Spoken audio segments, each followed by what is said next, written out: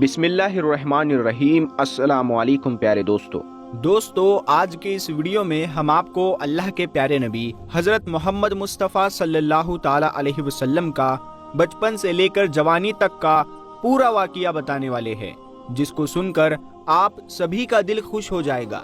آپ اس کو آخر تک ضرور دیکھیں، اور سب سے پہلے اگر آپ کو اللہ کے پیارے نبی سے سچی محبت ہے تو آپ سچے عاشق رسول ہے، تو آپ اس ویڈیو کو دل سے ایک لائک ضرور کریں اور کمنٹ باکس میں لبیک یا رسول اللہ ضرور لکھیں۔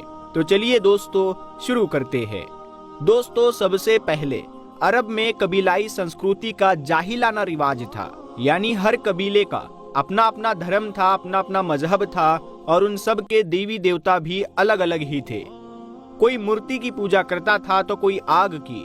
یہودیوں اور عیسائیوں کے قبیلے تھے، اور وہ بھی مذہب کے بگاڑ کے شکار تھے۔ اس وقت لوگ اللہ کو چھوڑ کر انسانوں اور پیڑ پہاڑوں کی پوجا کرنے میں لگے ہوئے تھے۔ پورے عرب میں ہنسا کا بول بالا تھا، عورتیں اور بچے محفوظ نہیں تھے، لوگوں کی جان اور مال کی سرکشا کی کوئی گارنٹی نہیں تھی۔ اس اندھیرے دور سے دنیا کو باہر نکالنے کے لیے اللہ نے حضرت محمد مصطفیٰ صلی اللہ تعالی علیہ وسلم کو اپنا پیغمبر بنا کر اس دنیا میں بھیجا۔ دوستو، حضور صلی اللہ تعالی علیہ وسلم 12 ربیع الاول 571 عیسوی کو پیر کے دن اور صبح صادق کے وقت مکہ میں پیدا ہوئے۔ آپ کے پیدا ہوتے ہی آپ کے دادا عبد المطلب آپ کو گود میں اٹھا کر کعبہ شریف میں لے گئے، آپ کے لیے دعائیں کی اور آپ کا نام رکھا محمد۔ پوتے کی پیدائش کی خوشی میں آپ کے دادا نے 7ویں دن اپنے قبیلے کے لوگوں کو دعوت دی۔ لوگوں نے آ کر آپ کے دادا سے پوچھا کہ آپ نے ان کا نام محمد کیوں رکھا ہے؟ تو آپ کے دادا نے جواب دیا کہ میں چاہتا ہوں کہ میرے پوتے پر اسلام کا اثر پڑے، اور آپ کی والدہ سیدہ امینہ نے آپ کا نام احمد رکھا۔ دوستو، پیغمبر حضرت محمد مصطفیٰ صلی اللہ تعالی علیہ وسلم جب پیدا ہوئے تو آپ کی ختنہ پہلے سے ہی کی ہوئی تھی۔ آپ کی آنکھوں میں سرما بھی لگا ہوا تھا، اور آپ کا تمام بدن پاکیزہ تھا۔ جب آپ کے دادا عبد المطلب نے اپنے پوتے کو ختنہ شدہ اور ناف کٹا ہوا پایا تو وہ بہت زیادہ خوش ہوئے اور فرمایا کہ میرا پوتا بڑی نرالی اور بڑی شان والا ہوگا۔ اور یہی نہیں، جب آپ صلی اللہ تعالی علیہ وسلم پیدا ہوئے تو آپ کی مٹھی مبارک بھی بند تھی، مگر شہادت والی انگلی آسمان کی طرف اٹھی ہوئی تھی، اور ایسا لگ رہا تھا جیسے خدا کی وحدانیت کا اقرار کر رہی ہے۔ دوستو، جب حضرت محمد صلی اللہ تعالی علیہ وسلم پیدا ہوئے تو اس وقت عرب میں یہ رواج ہوا کرتا تھا کہ شہر کے بڑے لوگ اپنے بچوں کو دودھ پلوانے کے لیے اور پلنے بڑھنے کے لیے گاؤں دیہاتوں میں بھیج دیا کرتے تھے، تاکہ گاؤں دیہات کی کھلی ہوا میں رہ کر ان کا بچہ خوب صحت مند بنے۔ کیونکہ دوستو، اس زمانے میں گاؤں دیہات کا موسم شہروں کے مقابلے زیادہ صاف ستھرا اور زیادہ اچھا ہوا کرتا تھا۔ اسی وجہ سے گاؤں دیہات میں پلے بچے زیادہ صحت مند اور موٹے تازے ہوا کرتے تھے۔ دوستو، اسی رواج کے مطابق پیغمبر حضرت محمد صلی اللہ تعالی علیہ وسلم کو بھی مکہ سے دور طائف کے قریب ایک علاقہ ہے جس کو بنی سعد قبیلہ کہا جاتا ہے، وہاں لے جایا گیا اور ایک دائی کو سونپ دیا گیا جس کا نام دائی حلیمہ تھا، اور وہ بنی سعد قبیلے سے تھی، اسی لیے ان کو حلیمہ سعدیہ بھی کہا جاتا ہے۔ دوستو، اس کے دو بڑے مقصد تاریخ کی کتابوں میں لکھے گئے ہیں۔ پہلا مقصد تو یہ تھا کہ اس وقت لوگ شہر کی آب و ہوا سے ہٹ کر دیہات کی اچھی اور تازی ہوا میں اپنے بچوں کو بھیجتے تھے تاکہ وہ اچھے صحت مند ہو جائے، اور اسی کے ساتھ دوسرا مقصد یہ تھا کہ وہ ان کے ساتھ رہ کر اچھی طرح سے عربی زبان بھی سیکھ لے۔ ان دونوں مقصد کے لیے شہر کے لوگ اپنے بچوں کو پلنے بڑھنے کے لیے گاؤں دیہاتوں میں بھیجا کرتے تھے۔ دوستو، دائی حلیمہ بہت غریب گھرانے سے تھی، اسی لیے انہوں نے آپ صلی اللہ تعالی علیہ وسلم کی پرورش کا بیڑا اٹھایا، یہ سوچ کر کہ 2 سال ان کی پرورش کروں گی تو اس کے بدلے میں مجھے کچھ مال مل جائے گا تاکہ اس سے اس کی زندگی کا گزر بسر اچھی طرح سے ہو سکے۔ دوستو، جیسے ہی حضرت آمینہ نے اپنے پیارے بیٹے حضرت محمد صلی اللہ تعالی علیہ وسلم کو دائی حلیمہ کے حوالے کیا، اور جو ہی دائی حلیمہ نے آپ صلی اللہ تعالی علیہ وسلم کو اپنی گود میں اٹھایا تو اسی وقت سے دائی حلیمہ کی زندگی میں رحمت اور برکت ہونا شروع ہو گئی۔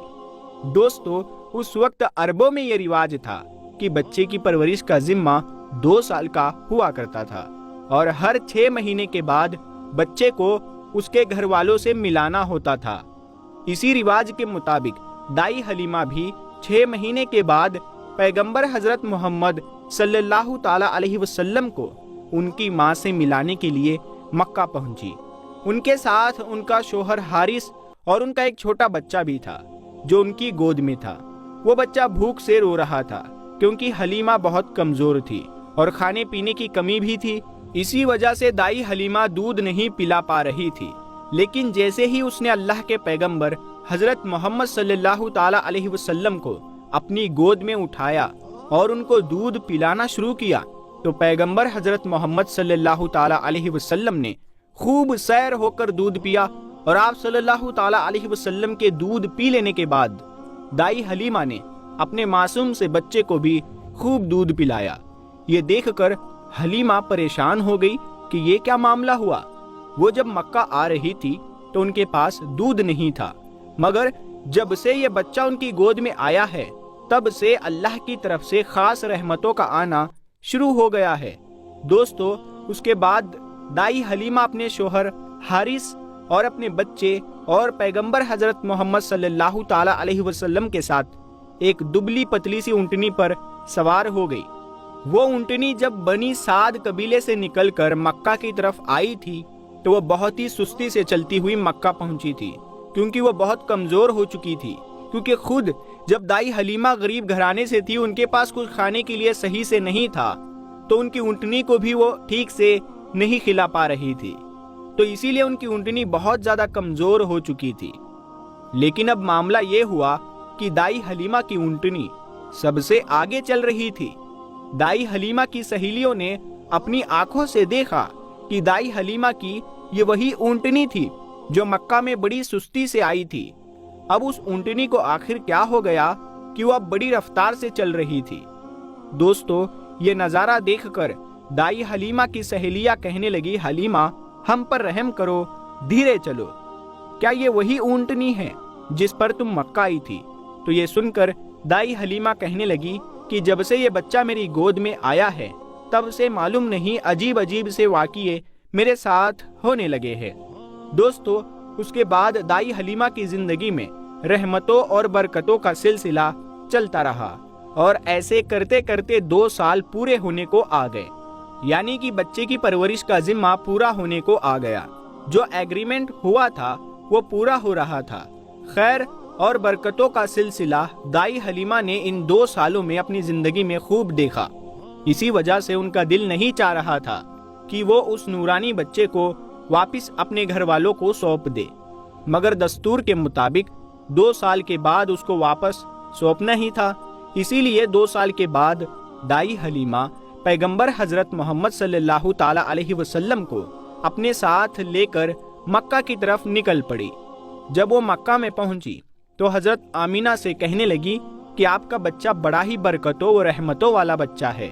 جب سے یہ بچہ میری گود میں آیا ہے تب سے میری تو زندگی ہی بدل گئی ہے، میری زندگی میں برکتوں و رحمتوں کا دور شروع ہو گیا ہے۔ اسی لیے میری آپ سے گزارش ہے کہ آپ تھوڑے دن اس بچے کو میرے پاس رہنے دے، میں تھوڑے دن اس کی پرورش کرنا چاہتی ہوں۔ تو یہ سن کر حضرت آمینہ نے پہلے تو انکار کر دیا، مگر دائی حلیمہ کے بار بار اصرار کرنے پر حضرت آمینہ تیار ہو گئی اور کہنے لگی کہ تھوڑے دن اپنے پاس اور رکھ لو، پھر واپس آ کر مجھے دے جانا۔ اس طرح سے دائی حلیمہ آپ صلی اللہ تعالی علیہ وسلم کو واپس اپنے ساتھ لے گئی۔ دوستو، ایسا کرتے کرتے پیغمبر حضرت محمد صلی اللہ تعالی علیہ وسلم کی عمر 4 سال کی ہو گئی۔ جب آپ کی عمر 4 سال کی ہوئی تو ایک دن آپ دائی حلیمہ کے گھر کے باہر کچھ بچوں کے ساتھ کھیل رہے تھے۔ ان میں حلیمہ سعدیہ کا ایک بیٹا جو پیغمبر حضرت محمد کا دودھ شریک بھائی بھی تھا، وہ سب کھیل رہے تھے کہ اچانک آپ زمین پر گر گئے اور آپ کے چہرے اور جسم کا رنگ پوری طرح سے بدل گیا۔ دوستو، تاریخ کی کتابوں میں ہے کہ اس وقت حضرت جبرائیل علیہ السلام پہلی بار پیغمبر حضرت محمد صلی اللہ تعالی علیہ وسلم سے ملنے آئے تھے۔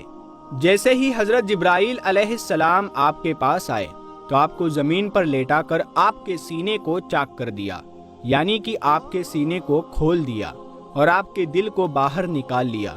اس کے بعد آپ کے دل کو زمزم کے پانی سے دھویا اور آپ کے دل پر ایک کالے رنگ کا چھوٹا سا لوتھڑا تھا، اس کو ہٹا دیا اور یہ کہا کہ آج سے شیطان کے حصے کو دور کر دیا، اور اس کے بعد آپ کے دل کو واپس آپ کے سینے میں رکھ دیا۔ دوستو، ادھر یہ دیکھ کر آپ کے ساتھ کھیل رہے بچے گھبرا گئے کہ آپ کو کیا ہو گیا ہے، آپ کا چہرے کا رنگ اتنا پیلا کیوں پڑ گیا ہے۔ اسی لیے وہ دوڑے دوڑے دائی حلیمہ کے پاس پہنچ گئے اور کہنے لگے کہ محمد کا کسی نے قتل کر دیا ہے۔ تو یہ سن کر دائی حلیمہ بہت گھبرا گئی اور پریشان ہو اٹھی اور بھاگتی ہوئی سوچنے لگی کہ مجھے 2 سال کے بعد اس بچے کو اپنی ماں کو دے دینا چاہیے تھا، اب اس کی ماں کو میں کیا منہ دکھاؤں گی۔ یہ سوچتے ہوئے دائی حلیمہ بھاگتی ہوئی